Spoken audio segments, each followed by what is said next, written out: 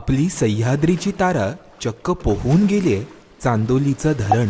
हो हो, मगरींनी भरलेलं चांदोलीचं धरण, तेही 1.5 किलोमीटर न थांबता.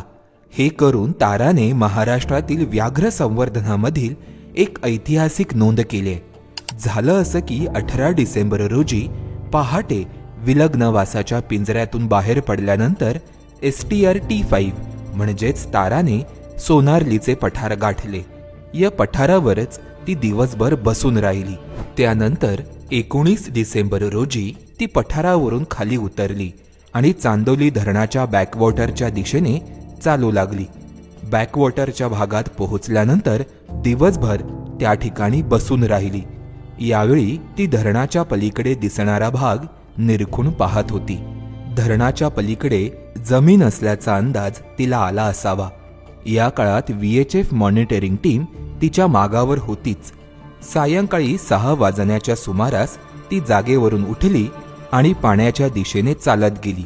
मॉनिटरिंग टीमला अंदाज येण्याच्या आतच तिने पाण्यात उडी घेतली आणि पाण्यात उडी घेतल्यावरती आम्हाला वाटलं की जवळचं अंतर आहे निवळे कुटीपर्यंत, तिथं पोहून जाईल. परंतु तसं न करता तिनं 200 मीटर पाण्यात गेल्यावरती स्वतःचा विचार बदलला आणि डायरेक्ट लेफ्ट टर्न घेऊन झोळंबी पठाराच्या दिशेने निघाली.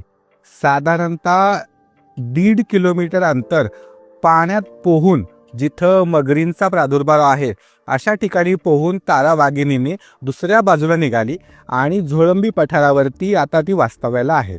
वाघांना उत्तमरित्या पोहता येतं. यासाठी वाघाच्या पंजांमधील बोटांमध्ये अंशतः जाळीसारखी कातडी असते, ज्याचा वापर ते वल्ह्याप्रमाणे करतात. त्यांचे शक्तिशाली पुढचे पाय हे त्यांना पाण्यात पुढे ढकलण्यासाठी शक्ती प्रदान करतात, तर मागचे लांब पाय वेग आणि संतुलनासाठी मदत करतात. ताराने चांदोली धरण ओलांडल्याची माहिती तिच्या GPS लोकेशनमुळे समजले.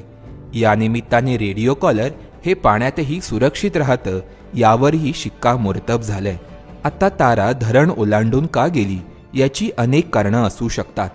STR-T4 म्हणजेच चंदाच्या हद्दक्षेत्राची जाणीव झाल्यामुळे ती पलीकडे गेली का, ही देखील एक शक्यता आहे.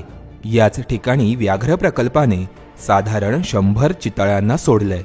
रात्री या भागातून सध्या चितळ्यांचे जोरजोरात आवाज येत असून VHF मॉनिटरिंग टीमच्या समोरच ताराने शिकार देखील केलीय. तुम्हाला याविषयी काय वाटतंय हे आम्हाला कमेंट करून नक्की कळवा. पाहत रहा आणि फॉलो करा MHA MTB वाईल्डलाईफ.